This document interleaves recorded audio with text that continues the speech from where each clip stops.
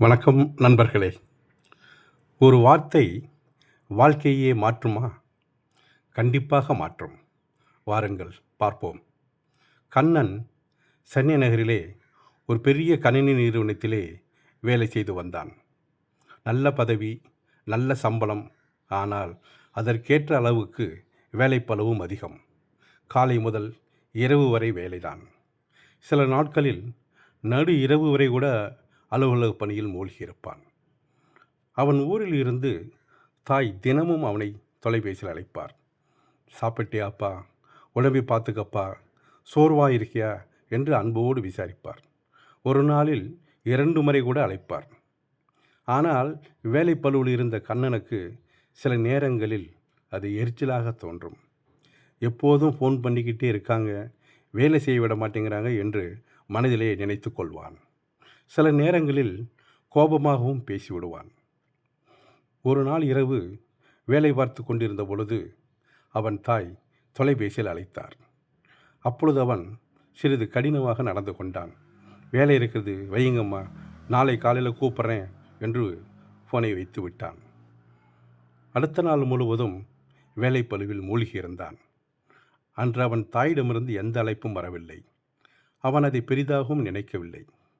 ஆனால் மறுநாளும் அழைப்பு வரவில்லை. அப்போதுதான் அவன் மனதில் ஒரு ஏக்கம் தோன்றியது. என்னாச்சு, அம்மா 2 நாளாக ஃபோன் செய்யவில்லையே என்று நினைத்தான். அழைத்தபோது எரிச்சலாக இருந்த மனம் அழைக்காத போது ஏக்கமாக மாறிவிட்டது. உடனே அவன் தன் தாயின் எண்ணுக்கு அழைத்தான். அவனுடைய அப்பா தான் ஃபோனை எடுத்தார்.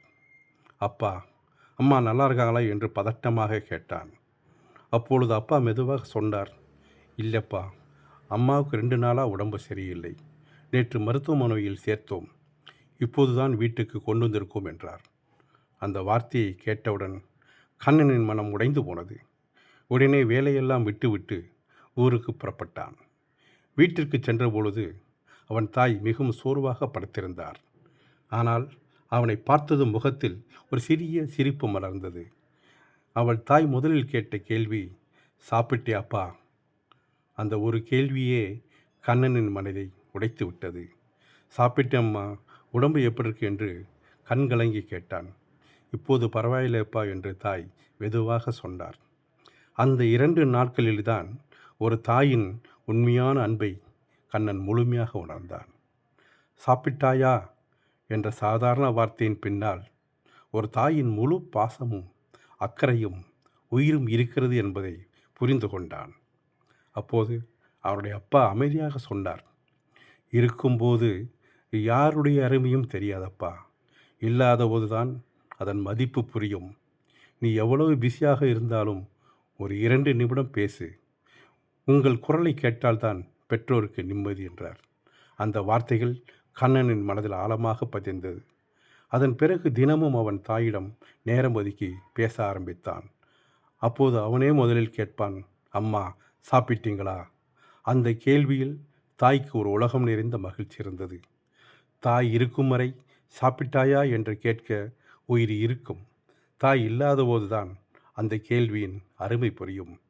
பெற்றோர் இருக்கும் பொழுது அவர்களை அன்பாக கவனித்துக் கொள்ளுங்கள். இல்லாத போதுதான் அவர்களின் அருமை மனதை நொறுக்கும்.